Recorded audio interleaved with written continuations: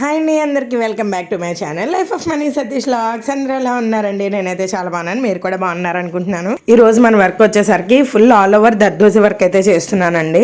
మొత్తం అంతా దర్దోజీతోనే మీకు ఫుల్గా నీట్గా ఎక్స్ప్లెయిన్ చేస్తాను. టిల్ ఎండ్ వరకు అయితే చూడడానికి ట్రై చేయండి. చూసి నేర్చుకుని మీకు మీరే చేసుకుందరు, కానీ నార్మల్ నీడిల్తో కూడా ఎలా చేసుకోవాలో కూడా నేను చెప్పేస్తాను. నేను ఇది ఎక్స్ప్లెయిన్ చేస్తూనే చెప్తాను, కాబట్టి ఎండ్ వరకు అయితే చూడడానికి ట్రై చేయండి. అండ్ ఇప్పుడు వచ్చేసరికి నేను నెక్ బార్డర్ ఉంటుంది కదండి, మనం ఫస్ట్ ఏదైతే బార్డర్ లైన్ ఉంటుందో ఆ లైన్ మనం మామూలుగా అయితే రౌండ్ నెక్ తీసుకుంటాము. మనం ఇప్పుడు చేసేది కట్ వర్క్ కాబట్టి కట్ వర్క్ షేప్లో తీసుకున్నాము. అండ్ దీనికి వచ్చేసరికి ఫస్ట్ అయితే గొలుసు కుట్టు అనేది వేసేసుకోండి. ఎప్పుడైనా సరే మీరు ఏ వర్క్ చేసినా సరే ఫస్ట్ నెక్ లైన్ అనేది వేసేసుకున్నారనుకోండి, దాని పక్కన వర్క్ ఏమొస్తుంది అనేది మనకి పర్ఫెక్ట్గా తెలిసిపోతుంది. అంటే దానికి చేర్చుకుంటూ మనం వర్క్ అనేది కంప్లీట్ చేసేసుకోవచ్చు.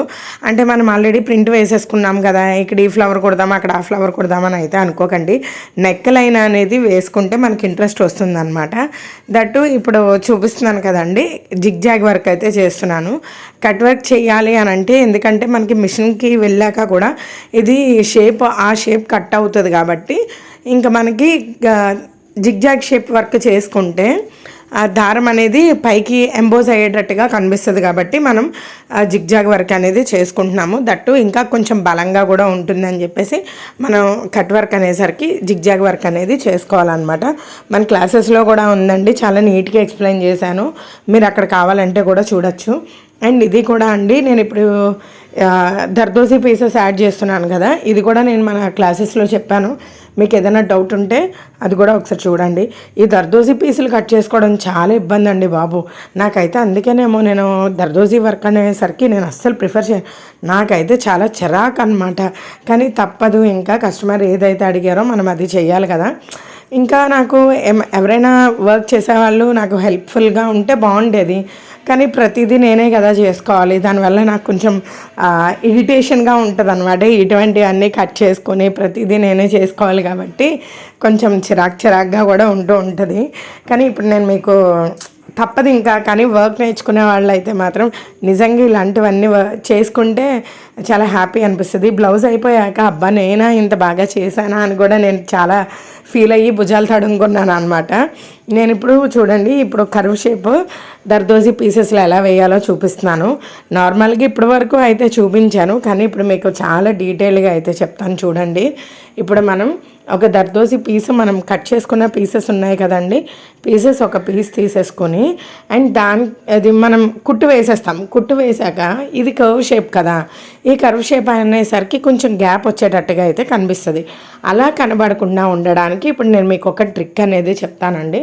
యాక్చువల్గా మామూలుగా అయితే కాడ కుట్టు నేను అదే 2-3 డేస్ బ్యాక్ కట్ బీడ్స్తో నేను ఒక వర్క్ అనేది చెప్పాను కదా, మీరు చూసే ఉంటారు.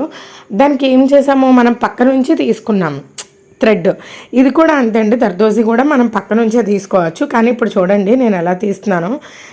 ముందు ఒక దర్దోజీ పీస్ వేసి చూడండి, వెనక్కి వచ్చి ఇదిగోండి లోపలికి పెట్టాను, చూస్తున్నారా? లోపలికి పెట్టి తీసాను బయటికి. అదనమాట, లోపలికి పెట్టి తీయడం వల్ల ఏమవుతుందంటే గ్యాప్స్ లేకుండా మనకి నీట్గా వస్తుందండి. నేను మీకు చాలా క్లియర్గా ఎక్స్ప్లెయిన్ చేశానని అయితే అనుకుంటున్నాను. చూడండి, నేను ఇప్పుడు లాస్ట్ది పెట్టింది కూడా అంతే కిందకి పెట్టాను. ఇగోండి ఇప్పుడు కూడా మళ్ళీ అలానే కిందకి పెడుతున్నాను అనమాట. ఇవి ఎక్కించుకోవడం పెద్ద తలపోటండి బాబు, చూసారా? అందుకనే గ్యాప్స్ లేకుండా కరెక్ట్ షేప్లోకి అయితే వచ్చేసిందండి, కరెక్ట్ రౌండ్ షేప్ అయితే వచ్చేసింది అనమాట. ఇలా చేసుకోండి. అంటే పక్కకి వేయకుండా మనం ముందు వేసిన దర్దోజీ పీస్ కింద నుంచి మనం లాగాలన్నమాట. లోపల నుంచి లాగితే మనకి వర్క్ అనేది చాలా నీట్గా కనిపిస్తుంది, గ్యాప్స్ లేకుండా వస్తుంది, ఎంబోజ్ అవుతుంది అనమాట. ఎందుకంటే దాని కిందకి ఇంకొక దర్దోజీ పీస్ వెళ్తుంది కదా, మనం రెండో దర్దోజీ పీస్ వేసినప్పుడు ఫస్ట్ దాని కిందకి వెళ్తుంది కాబట్టి మనకి కొంచెం లైట్గా ఎంబోజ్ అనేది కూడా వస్తుందండి వర్క్. మీకు అర్థమైంది కదా? ఈ సర్కిల్ కుట్టడము ఎంబోజ్ కూడా అలాగే వస్తుంది అనమాట. మనం కిందకి వేయడం వల్ల మనకి ఎంబోజింగ్ అనేది జరుగుతుంది, ఆటోమేటిక్గా అది అయిపోద్ది. మనం ఏమీ తాళ్ళు అవి ఏమి అంటించకుండా ఈ వర్క్కి డైరెక్ట్గా కిందకి పెట్టి చేసుకుంటే మనకి ఎంబోజింగ్ నీట్గా వస్తుంది అనమాట. అండ్ ఇప్పుడు వచ్చేసరికి నేను ఇంకొక గొలుసు లైన్ అయితే వేసానండి. అంటే ఇంకా బార్డర్ అలా కంప్లీట్ అయింది కదా, ఇంకా పార్టీషన్ అనేది వచ్చేస్తుంది కాబట్టి నేను ఒక లైన్ గొలుసు కుట్టు వేసేసాను అనమాట జరీ థ్రెడ్తో. అండ్ ఇప్పుడు వచ్చేసరికి నేను ప్రీవియస్ క్లాస్ కూడా చెప్పానండి ఈ ఫ్లవర్స్ ఎలా కుట్టుకోవాలి అని చెప్పేసి. ఒకవేళ మీరు మామూలుగా నేను నెక్స్ వేసేటప్పుడు సింపుల్గా నెక్స్ వేసుకోవాలి అని అనుకుంటే కనుక మీరు జస్ట్ అంటే నేర్చుకునే వాళ్ళకి పర్టికులర్గా నెక్ లైన్ వేసేసి ఇలాంటి ఫ్లవర్స్ చుట్టూరు వేసుకుని నేర్చుకోండి, మీకు చాలా క్లియర్గా అర్థమవుతుంది. నేనైతే ఫ్రీ హ్యాండ్తో వేసేసానండి. మీకు ఒకవేళ కనుక ఈ షేప్ కావాలి అని అనుకుంటే కనుక మీరు పెన్సిల్తో డ్రా చేసుకోవచ్చు, లేదంటే ఒక చిన్న పీస్ మీద కరెక్ట్గా కట్ చేసుకుని మీరు పెట్టుకోవచ్చు. నాకైతే ఇంకా అలవాటు అయిపోయింది కదండి, ఇంకా అందుకని ఫ్రీ హ్యాండ్తో అయితే నేను గొలుసు కుట్టు అనేది వేసేసాను అనమాట. అండ్ ఇప్పుడు వచ్చేసరికి మోతీ వర్క్ అండి. మోతీస్ నేను నెక్కకి వేసినప్పుడు ప్రతి మోతీకి ముడి వేసాను. యాక్చువల్గా నాకు తెలుసు, కానీ అలా అయితే ఫాస్ట్గా అయిపోతుందేమో అనుకున్నాను. కానీ చూడండి ఇలా గ్యాప్స్ ఇచ్చుకుంటూ సర్కిల్గా వేసుకుంటే చాలా అంటే చాలా ఫాస్ట్గా అవుతుంది అనమాట. నేనైతే ప్రతి దానికి ముడి వేసుకుంటూ అంటే లింక్ పెట్టేసేదాన్ని అనమాట. మీరు చాలా చూసే ఉంటారు. ఇప్పుడు నేను కూడా చిన్న బీడ్ అలానే లింక్ పెట్టానండి ఈ వర్క్లో కూడా. అలా లింక్ పెట్టేసి చేశాను, కానీ అది కొంచెం కష్టంగా అనిపించింది. ఇలా రౌండ్గా సర్కిల్గా వేసేసుకోండి, గ్యాప్ ఇచ్చేసి అలా వేసుకుంటే మీకు ఈజీ అయిపోతుందండి. వరలక్ష్మి వ్రతం కూడా వస్తుంది కదా, మీరు ఒకవేళ ఏమైనా చీరలు తీసుకుంటే కనుక ఇలాంటి వర్క్ని ప్రిఫర్ చేసుకోండి. చాలా సింపుల్గా ఉంటుంది, హెవీ రిచ్ లుక్ అనేది కనిపిస్తుంది అనమాట. మాస్గా కనిపించదు, చాలా క్లాస్ అంటే చాలా క్లాస్గా అయితే కనిపిస్తుందండి. అండ్ ఇప్పుడు నేను దాని చుట్టూరు కూడా దర్దోజీ వేసేస్తున్నాను అనమాట. నేను దర్దోజీ పీసులు కొంచెం పెద్దవే కట్ చేసుకున్నాను, అంటే నీడిల్కి ఎంతవరకు వెళ్తుందో అంత మేరకు కట్ చేసుకున్నాను అనమాట. కట్ చేసుకున్న దాన్ని ఆ దర్దోజీ పీస్ని నీడిల్కి ఎక్కించేసుకుని మనం మామూలుగా ఫుల్గా కంప్లీట్గా ఎక్కించేసుకోవాలండి. కంప్లీట్గా ఎక్కించేసుకుని మధ్య మధ్యలో కుట్టు వేసుకుంటూ వెళ్ళిపోవాలి. దర్దోజీ కిందకి వెళ్ళిపోద్దండి. ఏమి అంటే ఇప్పుడు మనం బీడ్స్ ఒక బీడ్ కంప్లీట్ అయ్యాక చేసుకోవాలి కదా, అలా ఏం అవసరం లేదనమాట. దర్దోజీకి మనం ఎంత అయితే గ్యాప్ తీసుకుంటామో అంత గ్యాప్కి కిందకి వెళ్ళిపోద్దండి. మామూలుగా కుట్టు పడిపోతుంది అనమాట. దానివల్ల మనకేం ఇబ్బంది ఏమి ఉండదు, కుట్టు అనేది ఆటోమేటిక్గా పడిపోద్ది అనమాట. అలా రౌండ్ షేప్ అంటే ఇప్పుడు మనం ఒక దారాన్ని ఎలా కుట్టుకుంటాము సేమ్ అలాగే అనమాట. అలా కుట్టుకుని వెళ్ళిపోతే సరిపోద్దండి. ఇలా అయితే నేను మొత్తం కంప్లీట్ చేసేసుకున్నాను. ఈ మోతీస్ రౌండ్ వర్క్ అంతా కూడా కంప్లీట్ చేసేసి ఇప్పుడు కట్ బీడ్స్ అయితే వేసుకుంటున్నాను అనమాట. నేను క్లాస్ కూడా చెప్పాను కదండి కట్ బీడ్స్ ఇదండి. ఈ 3 ఫ్లవర్స్ని ఎలా కుట్టుకోవాలని చెప్పేసి చాలా క్లియర్గా నీట్గా ఎక్స్ప్లెయిన్ చేశాను. అది ఎంతసేపు ఉండదు, ఒక 4 minutes ఉంటుందేమో అంతే.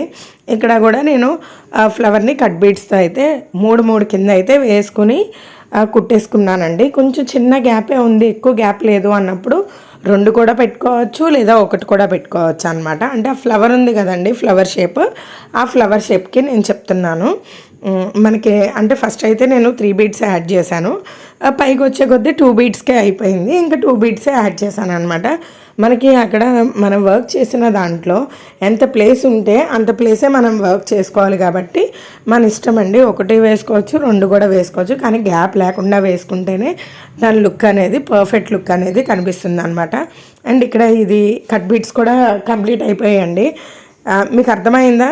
ఫస్ట్ అయితే మనం సర్కిల్ వేసుకున్నాము, అదే హాఫ్ సర్కిల్ వేసేసుకున్నాం, తర్వాత మోతీస్ వేసుకున్నాం, తర్వాత కట్ బీడ్స్ వేసుకున్నాం. ఇప్పుడు చూడండి నేను సింగిల్ బీడ్ అయితే వేస్తున్నానండి.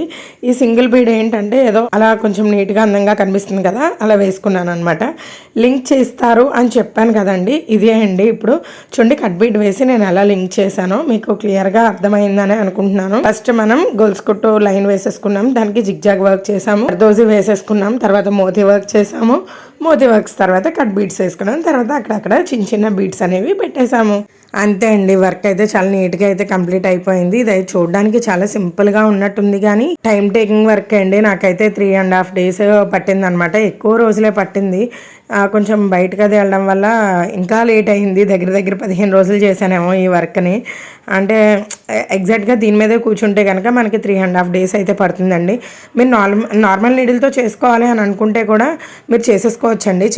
చేతి పనులు వచ్చిన వాళ్ళకైతే చాలా ఈజీగా అర్థమైపోద్ది. ఎందుకంటే సూదికి 2 పోసులు ఎక్కించుకుంటాం, మళ్ళీ కింద దించుతాం, మళ్ళీ పోసు ఎక్కించుకుంటాం, అట్లానే చేసుకోవడం అంతే. నార్మల్ నీడిల్తో కూడా చేసేసుకోవచ్చు ఈ వర్క్. థ్రెడ్ వర్క్ అయితే కొంచెం కష్టం కానండి, నార్మల్ నీడిల్తో ఇలాంటి వర్క్స్ చేసేసుకోవచ్చు. థ్రెడ్ వర్క్ అలాంటివి అయితే మాత్రం యారీ నీడిలే ఉండాలండి. దట్టు ఫినిషింగ్ బాగాలి అని అనుకుంటే కనుక ఖచ్చితంగా యారీ నీడిల్ మాత్రం కంపల్సరీగా యూస్ చేసి అయితే చేసుకోండి. నేను ఈ వర్క్ మొత్తానికి 24 నెంబర్ నీడిల్ అయితే వాడాను. గోల్స్ కుట్టు వేయడానికి మాత్రం 14 నెంబర్ నీడిల్ అనేది వాడేశాను అనమాట. మీకు ఈ వర్క్ ఎలా ఉందనేది నాకు ఖచ్చితంగా కామెంట్ చేసి అయితే చెప్తారని అయితే అనుకుంటున్నాను. కామెంట్ చేసి అయితే చెప్పండి. మీ బ్లౌజులకు కూడా ఇలా వేసుకోవడానికి ట్రై చేయండి. కనీసం బుటీస్ అయినా వేసుకుంటారని అయితే ఆశిస్తున్నాను. మీకు వర్క్ నచ్చిందా అయితే సబ్స్క్రైబ్ చేసుకుని వర్క్ ఎలా ఉందనేది నాకు కామెంట్ చేసి అయితే చెప్పండి. Thanks for watching.